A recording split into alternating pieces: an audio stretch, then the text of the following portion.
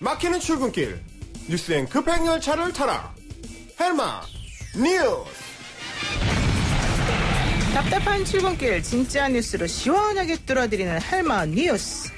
오늘도 헬마우스 임경빈 작가 나와 있습니다. 안녕하세요. 안녕하세요. 헬마우스입니다. 네, 새해 복 많이 받으십시오. 새해 복 많이 받으십시오. 우리는 새해 인사를 몇 번 하는지 모르겠어. 맨날 인사만 하는 것 같아. 1월달 내내. 좋은 인사니까요, 그거는. 네, 어쨌든 그래도 복 받으라는 거니까 네. 좋은 말이니까 맨날 합시다. 자, 첫 번째 소식은 뭘까요? 자, 중국 우한에서 이제 시작된 신종 코로나 바이러스 감염증 지금 계속 확산 일로에 있어서 걱정이 많습니다. 네. 어제 이제 국내에서 4번째 확진 환자가 발생을 했고요. 우한시에서 방문했다가 귀국한 50대 남성인데 이로써 이제 첫 확진 환자였던 중국 국적의 여성, 그리고 이제 두 번째와 세 번째는 저 한국인 남성들이었고요. 네. 모두 지금 우한에 다녀왔거나 우한에서 살다가 귀국한 사람들입니다. 네. 그래서 이 외에 이제 어제 의심 환자가 또 둘이 나왔는데 이들은 직접 우한을 다녀온 건 아니었고요. 접촉 의심이 되는 그런 경우라서 이 결과를 좀 지켜봐야 될 것 같습니다. 아, 그렇군요. 그런데 이분이 귀국하고 나서 그 다음날 네. 병원에 찾아갔었고, 그리고 예. 그 다음에도 또 찾아갔었고, 그래서 조금 더 확인할 수 있었던 거 아니냐, 이런 얘기가 나오더라고요. 예, 방역 체계 상으로 보면 사실은 이제 의료기관에 방문을 하게 되면 우한같이 이제 의심 지역을 방문했던 이력이 이제 팝업으로 뜨게 돼 있는데 그 일부 병원에서는 그걸 이제 켜놓지 않거나 이제 소프트웨어를 등록을 안 해놨는 경우에는 그게 이제 좀 제대로 안 잡히는 경우도 있었던 모양입니다. 그렇군요. 예, 그러니까 이제 뭐 사실은 갖춰놓은 방역 체계를 조금 더 꼼꼼하게 가동을 시켰더라면 걸러낼 수도 있었을 문제인 것 같은데. 그래요. 이런 부분들은 이제 계속 좀 신경을 써서 대비를 해야 되겠죠. 아, 진짜 많이 안타까운데 어쨌든 우리 정부는 어떤 식으로 대응을 하고 있습니까? 일단은 비상 대응 체제를 계속 이제 돌리고 있습니다. 일단 네. 감염병 위기 단계를 이제 주의에서 경계 단계로 올렸는데요. 이거는 이제 우리가 이전에 겪었던 메르스 때보다도 높은 단계입니다. 그래서 이제 우한에 체류하고 있는 우리 교민들을 철수시키기 위해서 전 세계도 투입을 하기로 결정을 했고요. 우한에서 한국으로 입국하는 사람들에 대해서는 전수조사를 추진하라. 이게 이제 문재인 대통령의 어제 지시사항이었습니다.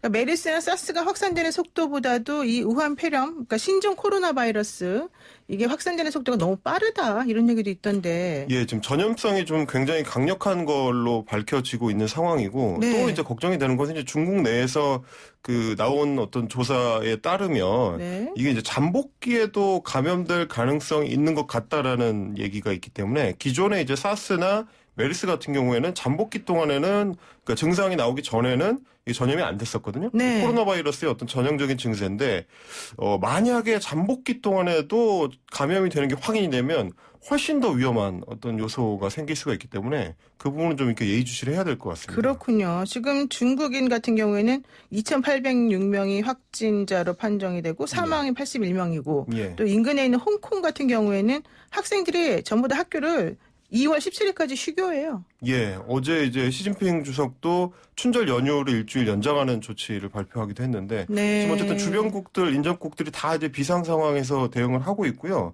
우리 같은 경우도 지금 온라인을 중심으로 중국인들에 대해서 이제 입국 금지를 해야 되는 거 아니냐. 그렇죠. 이런 움직임들이 많습니다. 실제로 이제 청와대 국민청원 같은 경우도 50만 명에 달하는 그 서명을 받아놓은 상황이고. 많네요. 예. 예.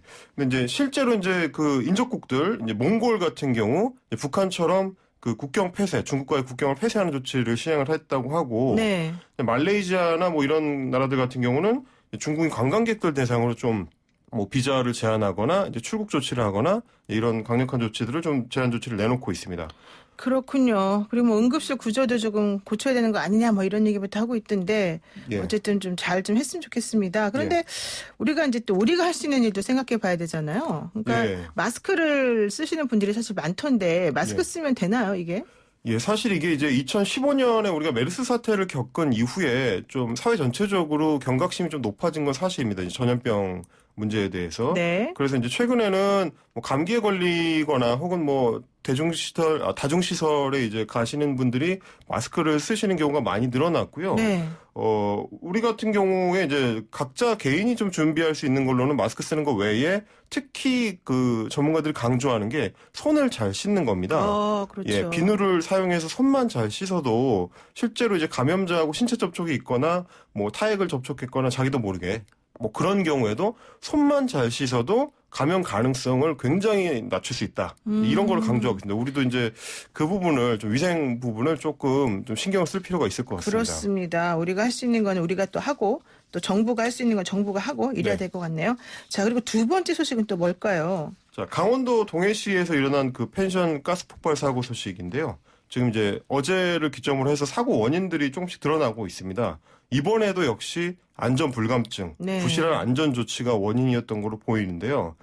객실에서 이제 기존에 LPG 가스레인지를 사용하다가 그걸 이제 전기 인덕션으로 교체를 했는데 네. 그 과정에서 그 불리한 가스 배관의 중간 밸브를 마금 조치를 제대로 안 해놓은 걸로 이제 보입니다. 원래는 이제 봉인을 해가지고 마금 장치까지 달아놔야 되는데 네. 사고 현장을 감식해 보니까 이게 노출되어 있는 상태였습니다. 그러니까 이제 이 부분을 통해서 LPG 가스 통에 바깥에 있는 LPG 가스 통에 남아있던 가스가 객실 내로 유입이 된 것 같다. 네. 그렇게 되면 이게 뭐냐면 LPG는 LNG랑 달라가지고 무게가 좀 무겁습니다. 그렇죠. 아래로 내려가죠. 예, 그래서 바닥으로 네. 깔아앉게 돼 있기 때문에 이 깔아앉은 거를 모르고 여행객 가족이 그 가스 그 휴대용 버너에 불을 붙이다가 이게 이제 폭발한 것 아니냐 이렇게 이제 추정이 되고 있습니다. 이게 뭐 건물주가 직접 배관을 철거했다. 근데 자기는 할 수 있는 조치를 다 취했다. 이런 얘기가 있어서 확인도 좀 필요할 것 같은데 예.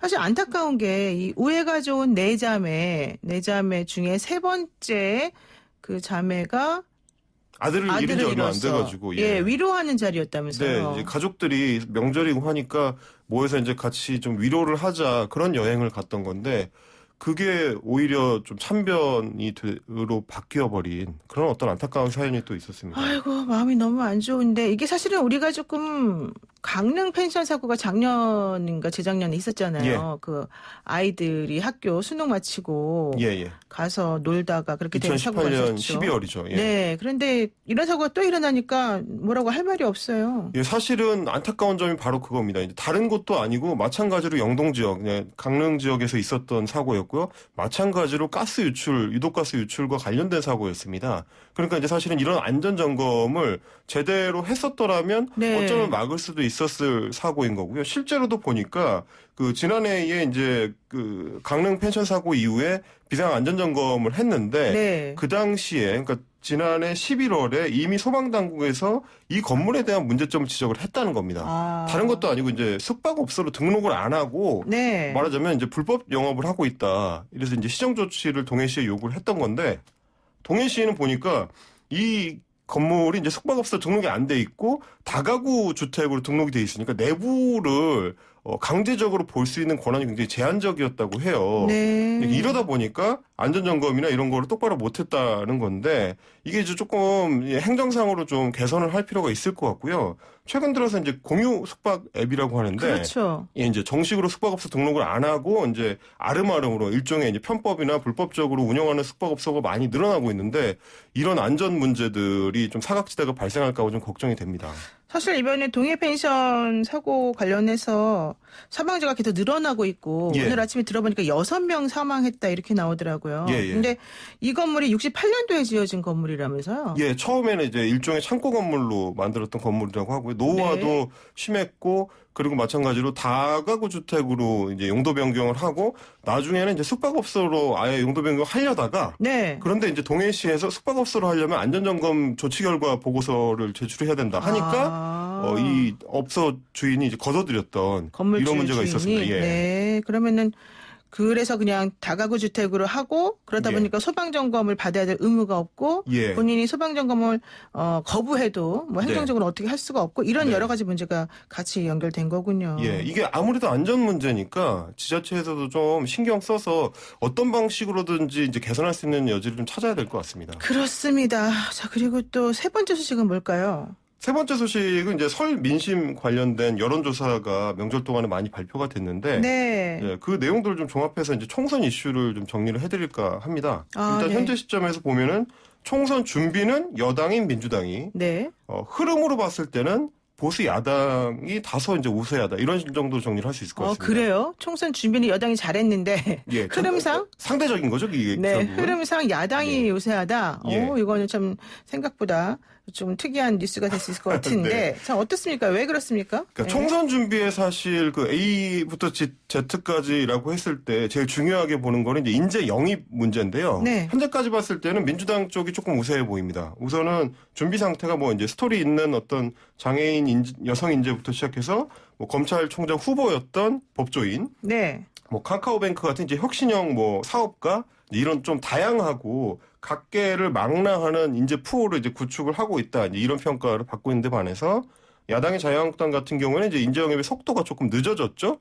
이제 초반에 좀 잡음이 있다 보니까 네. 이런 좀 문제가 있고요. 반면에 최근에 보면 자유한국당 같은 경우는 이제 세보수당하고 통합 논의가 급물살을 타면서 이제 소위 이제 반문 보수 통합의 깃발을 이제 형성하려는 그런 이제 흐름이 좀 힘을 받고 있습니다. 그런데 그 민주당에서 영입한 인재들에 대한 얘기가 계속 나오는데 네.